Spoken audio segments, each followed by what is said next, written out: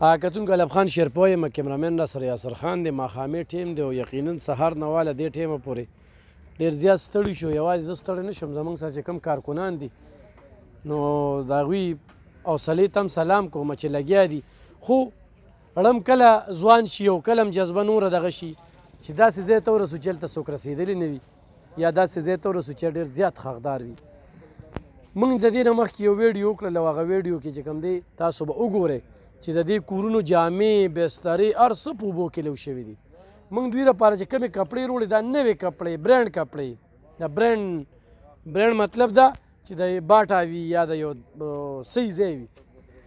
هغه هم وروړي دا روړ دلته کېدی رور مې څه به وایې د خپل طرف نه څه کوم ضرورتونه یې جی بس موږ ته هم د دې کپړو بسترو او د دې هغه ضرورت و تاسو وروړو الله ستاسو ډېر خوشحاله کړي علم خان شیرپو بھائی تاسو سره پهله ملاقات شو موږ چاته لیدلی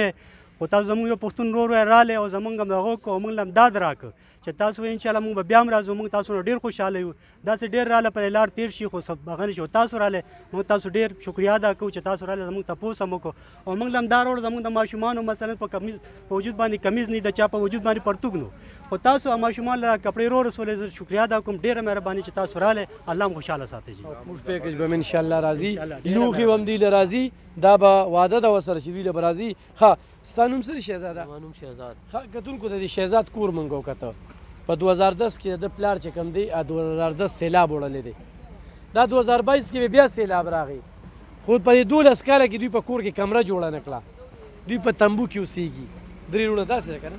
شهزاده موبایل نمبر د څه دی 0311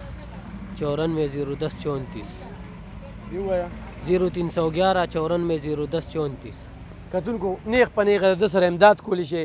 چې دې ځان له یو کمره جوړ کړي او دا روډ چې کوم دی د خپل کور هم چې کوم دی په دغه سیلاب کې ډېر زیات خراب شوی دی خو د دغې کونډې غم دی ورسره او د ده نور وروڼه چې کوم دي دی په سترګه معذوره دي بل رور یې نشهیي کوي او مور کونډه چې کومه ده دا 12 کاله چې کوم ده سختو سره تېر کړ نو حالات یې ډېر زیات کړکېچن دي نو دا کتونکو دا موږ چې څه روړل دلته کې 82,000 ته ښیم که نه دې جرسۍ ته وګورئ جي دا به چاره لیږلي وي نوې جرسي دا کمبل جي دا کمبل چې کوم دی ورسره دا کپړې چې کومې دي یا دې جرسۍ ته وګوره خو دغه رور څه وایه زموږ د بچو په تن باندې کپړې نه وي او دونه ورته خوشحاله دي او دې سره زموږ ډاړه چې کوم دی هغه ډېر زیات خوشحاله شي ښه دا 8 سوټه دي دې کې او دا 8 سوټه چې کوم دي نو دا بالکل نوې جوړ شوي سوټونه دي لکه داسې کپړې هم نه چې استعمال شوي دي چونکې دې خلکو ته د استعمال شوي هم ضرورت دی دا نه چې د هغې کپړو ضرورت نشته د هغې ته هم دوی ډېر په ښه نظر ګوري چې موږ له څوک روړي خو موږ د دې خپل دغه خبره کوو چې الحمدلله موږ ورله نوې روړلې دې سره یې چاړه نه ماتېږي چې یاره الف خان شیرپو چې کوم پیکج ورکړه نوې کپړې دو زما دا زړې کپړې به څوک نه خوښوي نه چې موږ یې په جمعه باندې ځان پسې وشو که نه چې دا مړ شي که نه وي پلانکې وي دا جوړه وه او وي دا جوړه وه نو په دې ژوند دی ولې نه ورکوو چې زموږ نه ذاتي کمې کپړې دي راځئ چې دې سیلاب ځپلو لی ورکوو د دوی کپړې د دوی بسترې د دوی بالښتونه د دوی هر څه چې کوم دی هغه وړلی شوي دي کتونکو دا زموږ کارکنان دي تاسو ګورئ بصیر صاحب دی تکړه لږ دی دوا ورته کوي لورکۍ بیماره ده د هغې باوجود چې کوم دی نو موږ سره مسلسل لګیا دی مولانا صاحب چې کوم دی څه نوم دی مولانا صاحب مولانا سراج صاحب چې کوم دی موږ سره مسلسل په دې کې ستړی کوي